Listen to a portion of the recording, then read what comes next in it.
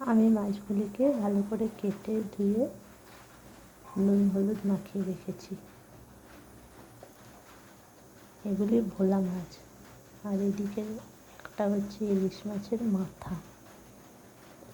দুরকমভাবে রান্না হবে, দেখতে থাকো।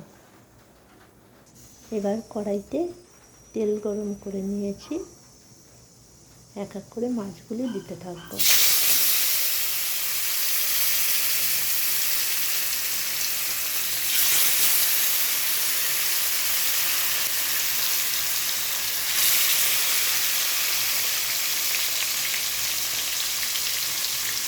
চিন্তা করে ভেজে নিই।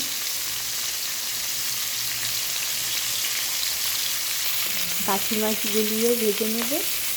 এই একটা ভোলা মাছের লেজা, একটা ইলিশ মাছের মাথা, এগুলিও একই রকমভাবেই ভেজে নেবে। কড়াইতে যে মাছ ভাজার তেল আছে তাতে আমি সাদা জিরে ফোড়ন দিলাম।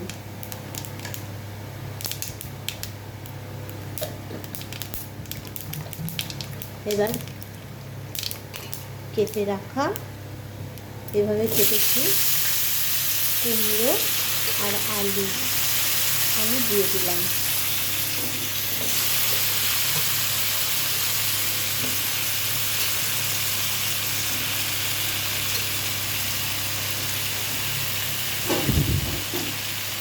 এবার আমি একটু নাড়াচাড়া করবো।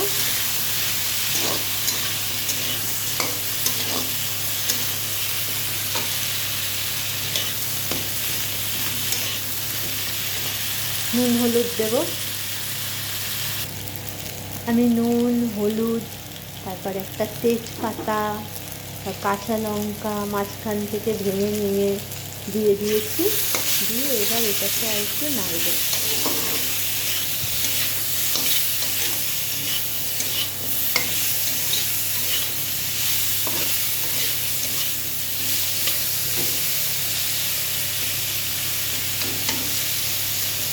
এবার আমি একটু ঢাকা দেবো একটা থালা দিয়ে।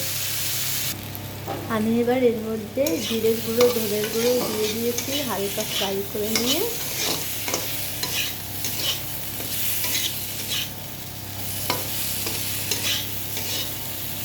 এবার আমি অল্প করে জল দেবো।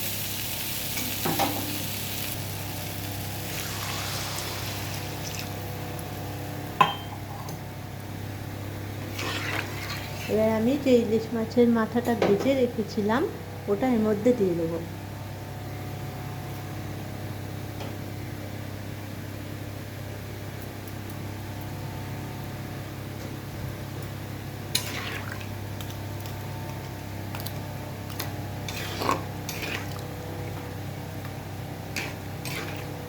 এবার একটু নুন দেবো আর একটু হলুদ দেবো, তারপর ঢাকা দিয়ে দেবো।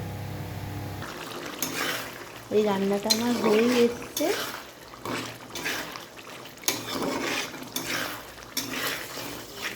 তা গরম ভাতে খেতে, গরম ভাতে বলতে এমনি প্লেন রাইসে, ইলিশ মাছ আছে তো, ইলিশ মাছের মাথা দেওয়া, খেতে খুবই ভালো লাগবে।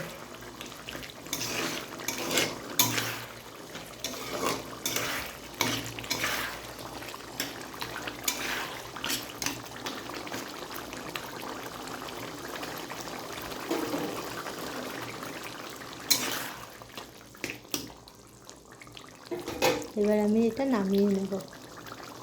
ঠান্ডা হলে ঝোলটা আর একটু ঘন হবে।